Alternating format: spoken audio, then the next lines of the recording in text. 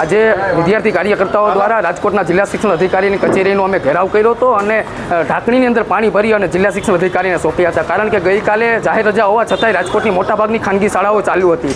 અમે જિલ્લા શિક્ષણ અધિકારીને વિદ્યાર્થીઓ વાલીઓએ ફરિયાદ કર્યા છતાં જિલ્લા શિક્ષણ અધિકારી કોઈનો ફોન ન ઉપાડે અને જિલ્લા શિક્ષણ અધિકારીની સૂચના પછી ખાનગી શાળાઓ ખુલ્લેઆમ ચાલુ રહેતી હોય અને શૈક્ષણિક કાર્ય ચાલુ રાખતી હોય તો આનાથી શરમજનક ઘટના કોઈ ન હોઈ શકે. રાજ્ય સરકારના શૈક્ષણિક બાબતોના મુખ્ય પ્રતિનિધિ તરીકે જેમની જવાબદારી હોય એ જો ખાનગી શાળાઓ પર કાર્યવાહી કરવામાં ડરતા હોય, એક માત્ર નોટિસ આપવામાં ડરતા હોય તો આવા ડરપોક જિલ્લા શિક્ષણ અધિકારીએ રાજીનામું આપવું જોઈએ. કારણ કે પ્રજાના ટેક્સના પૈસે તમે 2-2 લાખ રૂપિયા પગાર લ્યો છો ને એસીની ચેમ્બરમાં બેસો છો.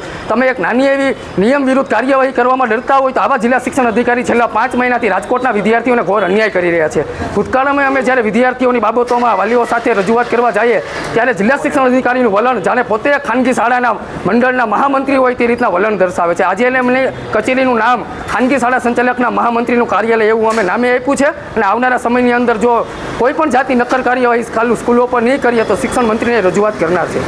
ગઈકાલે જાહેર રજાના દિવસે ધોળકિયા સ્કૂલ શરૂ હતી એ બાબતની અમને મીડિયા દ્વારા જાણ થઈ એટલે અમારા કચેરીના વર્ગ 2ના અધિકારી મારફત એમનો સંપર્ક કરી અને શાળા શરૂ હોય તો બંધ કરવાની અમે તાત્કાલિક એમને સૂચના આપેલી. શાળા પણ બંધ કરી દેવામાં આવેલી અને શાળા અત્યાર સુધી રાજકોટમાં 5 મહિનાના મારા કાર્યકાળ દરમિયાન વેકેશનમાં પણ શાળાઓ બંધ હતી.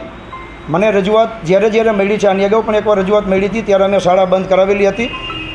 આમ રજૂઆતમાં શાળાઓ તમામ ચાલુ હતી રાજકોટની. એ બાબતમાં હું કહીશ સ્પષ્ટપણે કે કોઈ શાળાઓ એ રીતના શરૂ હોતી નથી, પણ કાલે એક શાળા શરૂ જોવામાં મળી હતી, એને બંધ કરવાના અમે પ્રયત્નો કર્યા છે અને આગળ હવે એ શાળા શા માટે શરૂ હતી એની અમે તપાસ કરીએ છીએ. એને શાળા શરૂ રાખી હતી શા કારણે, એ કારણ જોઈને અમે બોર્ડને વડી કચેરીને અમારે રિપોર્ટ કરવાનો હોય છે, એ અમે રિપોર્ટ કરીશું.